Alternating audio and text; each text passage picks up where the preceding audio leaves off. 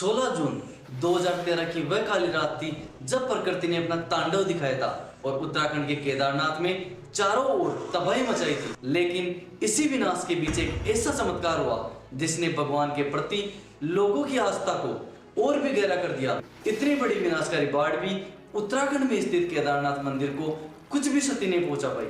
सिर्फ एक पत्थर ने मंदिर को टूटने से बचाया, लेकिन ये सिर्फ संयोग था या किसी देवी शक्ति का प्रकोप। अब हर किसी के मन में यह सवाल जरूर आता है कि केदारनाथ मंदिर को आखिर किसने और किस मकसद से बनाया था, और केदारनाथ धाम का शिवलिंग बाकी शिवलिंगों से बहुत अलग क्यों है, इसके पीछे कौन सा रहस्य छिपा हुआ है। फिर वह बात जो सबको हैरान कर देती है, ये मंदिर 400 सालों तक बर्फ में दबा रहा लेकिन इसका कुछ भी नुकसान नहीं हुआ। ये कैसे मुमकिन है, इसके पीछे की कहानी क्या है। और सबसे चौंकाने वाली बात तो ये थी कि जब मंदिर के कपाट 6 महीने के लिए बंद हो जाते हैं, तब अंदर जलने वाला दीपक आखिर 6 महीनों तक लगातार कैसे जलता रहता है। और बड़ा सवाल ये भी है कि पांडव केदारनाथ क्यों गए थे, और भी कई ऐसे अनसुलझे सवाल जो अभी तक मिस्ट्री बने हुए हैं। नमस्कार साथियों, मैं राम चौधरी स्वागत करता हूं आपका आपके अपने YouTube चैनल विजन सक्सेस 78 पे। तो दोस्तों, इस वीडियो में हम लोग आपको केदारनाथ मंदिर के बारे में संपूर्ण जानकारी देने वाले हैं, तो बने रहिए हमारे साथ वीडियो के अंत तक। केदारनाथ मंदिर का परिचय। केदारनाथ मंदिर भारत के उत्तराखंड राज्य में हिमालय की गोद में स्थित एक प्राचीन और पवित्र शिव मंदिर है। यह मंदिर समुद्र तल से 3583 मीटर यानी 11,755 फीट की ऊंचाई पर स्थित है, और यह मंदिर चारधाम यात्रा के प्रमुख तीर्थ स्थलों में से एक है। मंदाकिनी नदी के किनारे स्थित यह मंदिर केवल धार्मिक आस्था का केंद्र नहीं है, बल्कि अपने अद्वितीय इतिहास और अद्भुत वास्तुकला के लिए संपूर्ण विश्व भर में प्रसिद्ध है। नंबर 2 पे आता है 2013 केदारनाथ बाढ़ की तबाही, उसके चमत्कार और भीमशिला का रहस्य। 16 जून 2013 की रात केदारनाथ में मंदाकिनी नदी का पानी भारी बारिश और ग्लेशियर पिघलने की वजह से तेजी से बढ़ता गया। पानी के साथ साथ मलबा और पत्थर भी पूरे शहर को अपनी तरह चपेट में ले रहे थे। जहां पहले खूबसूरत पहाड़ थे, वहां अब विनाश का मंजर दिखाई दे रहा था। होटल, घर, दुकानें सब कुछ पानी में बह गया। करीब 6000 लोग मारे गए और लाखों लोग बेघर हो गए।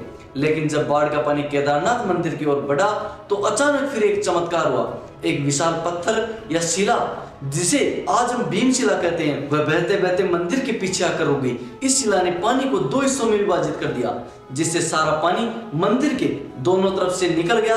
आसपास की हर एक चीज तबाह हो गई, लेकिन मंदिर पूरी तरह से सुरक्षित था। लोगों का मानना है कि यह भगवान शिव की कृपा थी।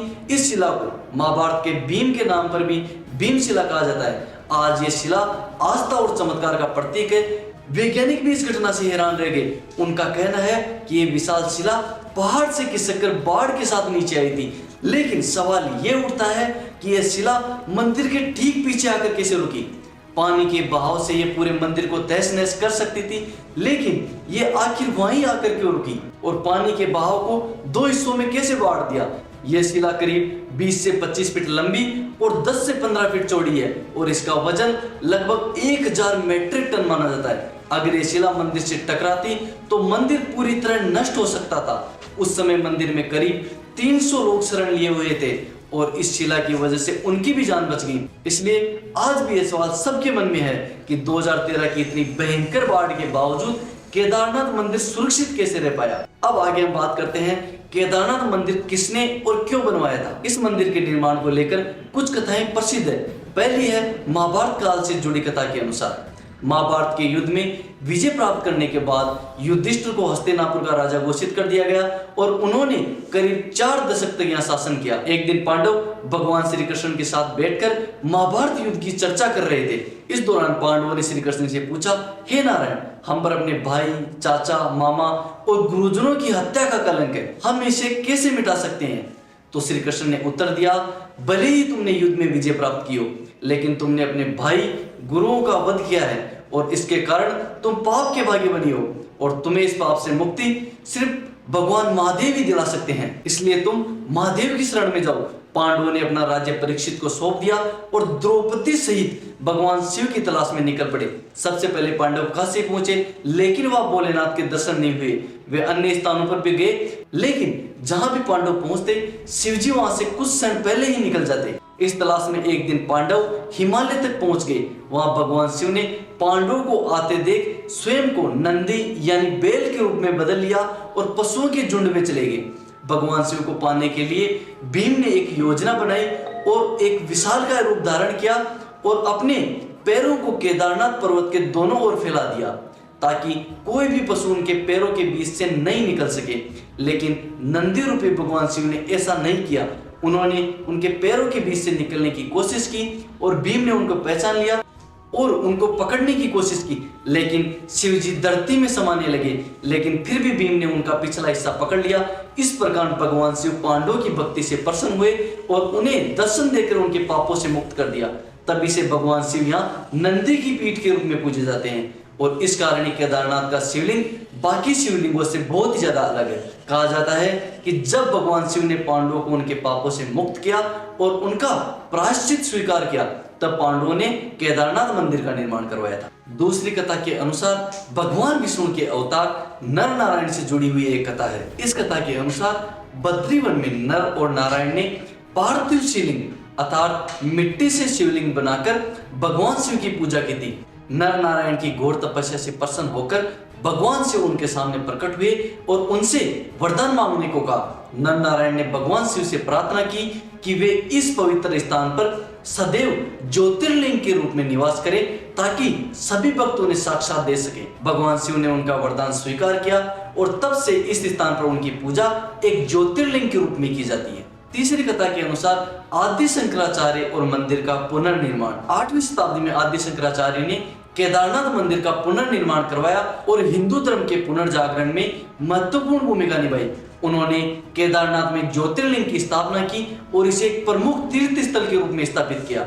इसके बाद से यह मंदिर तीर्थ यात्रियों का प्रमुख केंद्र बन गया है। शंकराचार्य ने केदारनाथ में अपने अंतिम दिन बिताए और यहीं पर उनको मोक्ष की प्राप्ति हुई। उनकी समाधि आज भी केदारनाथ मंदिर के पीछे स्थित है, जहां भक्त उनकी पूजा और उनका स्मरण करते हैं। अब हम बात करते हैं 400 साल बर्फ के नीचे दबे रहने के बावजूद केदारनाथ मंदिर कैसे बचा।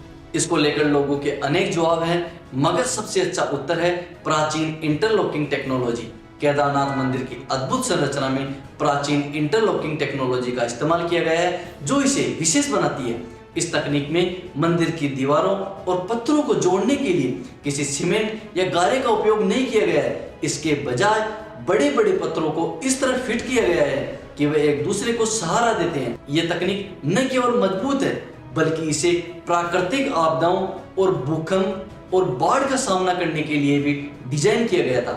2013 की बाढ़ में जहां आसपास के सभी ढांचे गर्जना से तबाह हो गए थे, वहीं केदारनाथ मंदिर इस तकनीक के कारण 400 साल तक बर्फ में दबे रहने के बावजूद भी एक स्तंभ की तरह खड़ा रहा। इसके बाद हम बात करते हैं 6 महीने तक जलने वाले अखंड दीपक का रहस्य क्या है। जब सर्दियों में मंदिर के कपाट बंद हो जाते हैं तो अंदर जलने वाला दीपक 6 महीने तक बिना बुझे हुए लगातार जलता रहता है, जबकि कोई भी व्यक्ति अगले 6 महीनों तक मंदिर में प्रवेश नहीं कर सकता, यहाँ तक कि मंदिर के पुजारी भी नहीं। पौराणिक कथाओं के अनुसार जब मंदिर बंद होते हैं तब देवता और गंधर्व भगवान शिव की पूजा करते हैं और दीपक बिना देख रेख के जलता रहता है। इसे चमत्कारी घटना माना जाता है, जो ये विश्वास पैदा करती है कि भगवान शिव की दिव्यता कभी खत्म नहीं हो सकती। वैज्ञानिक दृष्टिकोण से भी यह घटना रहस्यमय बनी हुई है, क्योंकि दीपक बिना किसी बाहरी मदद के इतने लंबे समय तक जलता है। इसके साथ ही मंदिर को वापस खोलने पर साफ सफाई की व्यवस्था बिल्कुल वैसी की वैसी रहती है, जैसे कोई रोजाना मंदिर में पूजा और साफ सफाई करता हो। इन 6 महीनों के दौरान भगवान शिव की प्रतिमा और धार्मिक प्रतीक खी मठ ले जाए जाते हैं, जहां उनकी पूजा 6 महीने तक नियमित रूप से होती है। इस प्रकार केदारनाथ मंदिर महाभारत काल से लेकर आज तक अपनी ऐतिहासिक, धार्मिक और रहस्यमय कथाओं के कारण भारतीय धर्म और संस्कृति का एक अद्वितीय स्थल बना हुआ है।